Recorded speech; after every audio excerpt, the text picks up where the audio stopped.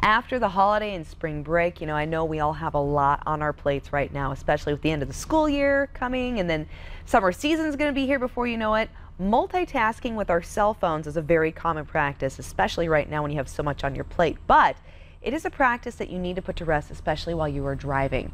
Distracted driving places you and those you love in danger, and it comes with a very high cost. Be on the lookout for the Gang of Five, accused of grabbing and snatching your phone while driving. If you see Pick, Ringmaster, Pinky Grabberstein, the Middleman, or the leader of the pack, Home Button, be forewarned. This gang is dangerous and known for holding, talking, texting, yes, even apping your phone while driving. Tickets start at $162. Visit handsfreetodrive.com before it's too late. Okay, and here to tell us more all about that, we have the Office of Traffic Safety's campaign to decrease distracted driving. We have Chris Cochran. So, Chris, distracted driving, obviously, cell phone use is probably the most common and the biggest one that we always focus on. But distracted driving is also a number of other things too, though, right? Yeah. Anything, what we classify distracted driving is anything that takes your hands off the wheel, your eyes off the road, or your brain off the task of driving.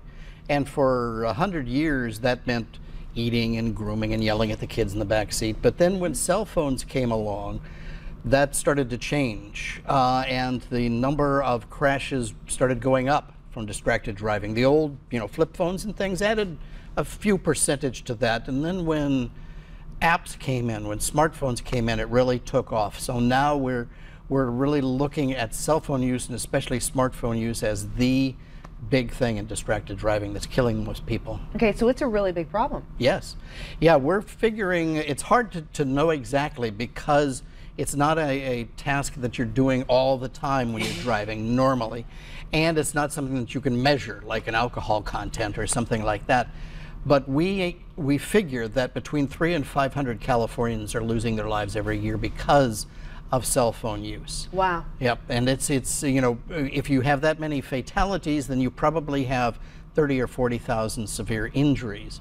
We know that right now at least 13% of the people on the road right now are driving around talking on their cell phones or doing something else with their cell phone. So they're actually holding the cell phone to their ear. They're doing something. Yeah, or texting, or they're being distracted with their device. Yes. Indeed. Okay, and there's a new law surrounding cell phones now that people need to be aware of. So compare that to the old law.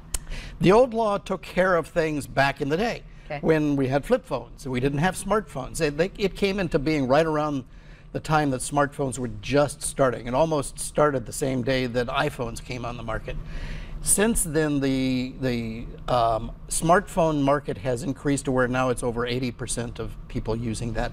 And the number of apps that people are using is well over 1 million. And the things that you can do with them are so addictive. And we have now become so necessary with them that they're everything that we use. In fact, the younger you are, the more you communicate through your smartphone. It's almost our computer in our life now. So this new law closes that door that the old laws didn't have with the apping.